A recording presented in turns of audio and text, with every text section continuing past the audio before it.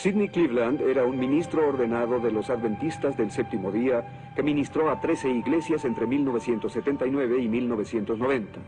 Mientras él investigaba para escribir un libro que daba validez a la inspiración divina de Elena G. de White, Cleveland descubrió tantas falsas profecías que se desilusionó. Más adelante publicó sus hallazgos en un libro titulado Blanqueado, desenmascarando los mitos de Elena G. de White. La Iglesia Adventista del Séptimo Día se fundó sobre profecías referentes a la segunda venida de Jesucristo.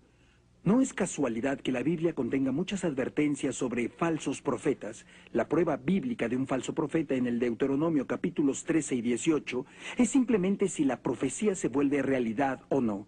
Es un hecho registrado en la historia que las siguientes profecías de Elena G. de White no se volvieron realidad como ella había dicho.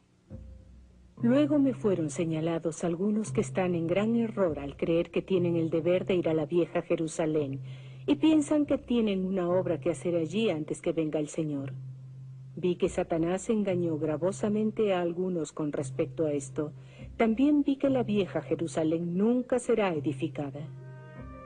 Exactamente ha sucedido lo opuesto de lo que Elena White predijo entonces. La vieja Jerusalén ha sido edificada desde 1948, cuando Israel se convirtió en nación. Ella estaba completamente equivocada. Y también predijo en sus primeros escritos que acompañaría a los santos vivientes cuando Jesús volviera. Pronto nuestros ojos se dirigieron al este, porque había aparecido una pequeña nube negra del tamaño de la mitad de la mano de un hombre.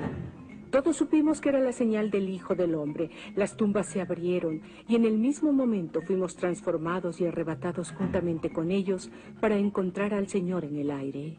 La señora White no formó parte de los santos vivientes de su visión. Este evento no ocurrió durante su propia vida. Aún esperamos el regreso glorioso de nuestro Señor Jesucristo. En lugar de reunirse con los santos vivientes durante el regreso de Jesús, la señora White murió el 16 de julio de 1915 y fue sepultada al lado de su esposo James. Otra de sus profecías falló. Igual que otros en su tiempo, la señora White enseñó el inminente fin del mundo para apremiar a sus obreros. En sus primeros escritos en 1850, exhortó a los nuevos convertidos afirmando que solo tenían que esperar unos meses. Pero ahora el tiempo casi se termina, y lo que nosotros hemos aprendido por años, ellos tendrán que aprenderlo en unos meses. Estas no fueron profecías aisladas, sino que lo declaró una y otra vez. En mayo de 1856, en una iglesia de Battle Creek, Michigan, la señora White declaró audazmente: Vi que algunos de los presentes serían alimento para los gusanos, algunos sufrirían las 7 últimas plagas, y algunos serían transportados al cielo en la segunda venida de Cristo sin ver la muerte. En tiempos bíblicos, ella hubiera sido apedreada por ser una falsa profetisa. Elena White no limitó sus profecías a los eventos relacionados con la venida del Señor. También profetizó cómo los gobiernos extranjeros actuarían contra los Estados Unidos. En 1862, predijo la caída de los Estados Unidos después de una gran guerra que involucraría a muchas naciones. Durante la Guerra Civil, profetizó que Inglaterra declararía la guerra contra los estados del norte y los humillaría hasta el polvo. El ángel dijo: cuando Inglaterra declare la guerra, todas las naciones tendrán un interés propio que servir y habrá guerra en general, confusión general. Esta nación será humillada hasta el polvo. La historia ha probado el error total de esta profecía. Inglaterra no declaró la guerra contra los estados del norte. Otras naciones no se le unieron. Los Estados Unidos no fueron humillados hasta el polvo en derrota. La señora White, de nuevo con claridad para la mente objetiva, profetizó falsamente. Dale Ratzlaff era un adventista del séptimo día de la cuarta generación que sirvió como pastor y maestro de la Biblia. Fue educado en su sistema escolar desde el primer grado hasta el seminario. Su extenso y profundo conocimiento de los escritos de Elena G. de White lo llevó a escribir 2 libros: La doctrina sectaria de los adventistas del séptimo día y El día de reposo en crisis. La doctrina del juicio investigador a la que los adventistas del séptimo día aún se aferran viene de una reinterpretación de la fallada profecía de William Miller, de que Cristo vendría a la tierra el 22 de octubre de 1844.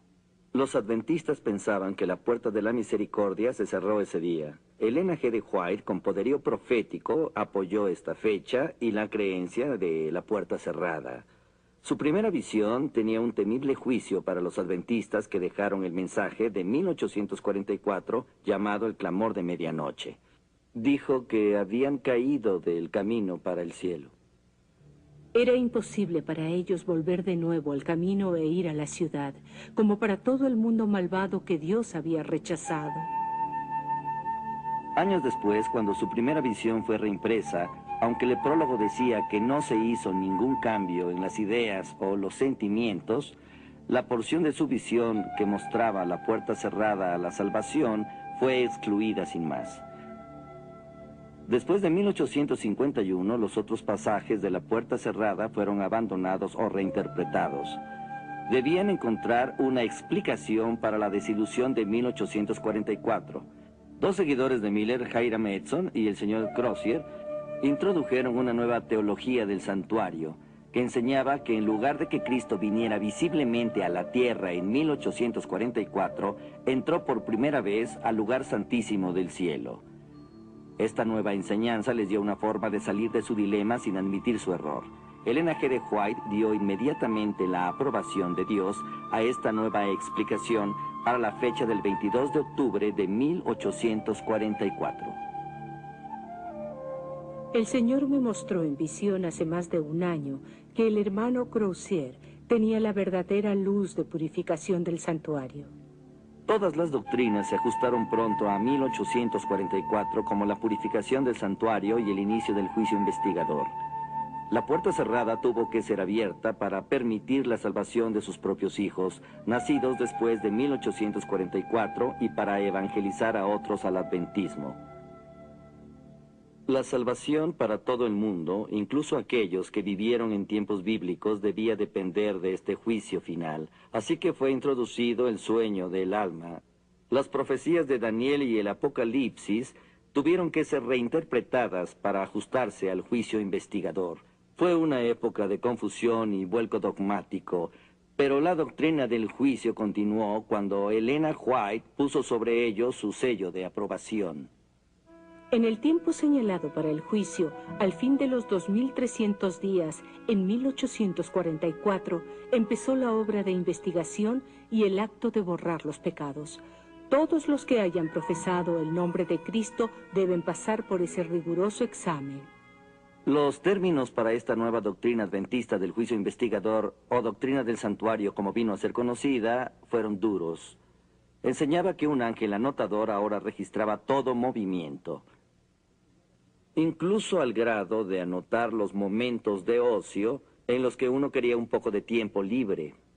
La obra de cada uno pasa bajo la mirada de Dios y es registrada e imputada ya como señal de fidelidad, ya de infidelidad. Frente a cada nombre, en los libros del cielo aparecen con terrible exactitud cada mala palabra, cada acto egoísta, cada deber descuidado y cada pecado secreto con todas las tretas arteras. Las admoniciones o reconvenciones divinas despreciadas, los momentos perdidos, las oportunidades desperdiciadas, la influencia ejercida para bien o para mal, con sus abarcantes resultados, todo fue registrado por el ángel anotador. En verdad, esta doctrina del juicio investigador, única de los adventistas del séptimo día, ha matizado todas las demás doctrinas del movimiento. Ha habido mucha controversia y debate porque ella no puede apoyarse en la Biblia. En su libro Movimiento del Destino, el renombrado historiador y teólogo adventista Leroy Froom declara que cualquier debilidad o negación o hundimiento de la verdad del santuario es un asunto no solo serio, sino crucial. Cualquier desviación o abandono ataca al corazón del adventismo y amenaza su misma integridad. Esta doctrina central adventista que declara que el juicio de las obras de los creyentes determinará su salvación es descaradamente antibíblica y no es enseñada por ninguna denominación cristiana legítima. Esta doctrina enseña que en algún momento entre 1844 y la segunda venida de Cristo, el nombre de todos los fieles será puesto a juicio. En ese mismo momento, si uno tiene algún pecado que no haya confesado, aún pecados olvidados, o si uno no demuestra perfecta obediencia a los 10 mandamientos, sobre todo al cuarto, estará perdido. Esta enseñanza es completamente contraria al Evangelio de gracia del Nuevo Testamento.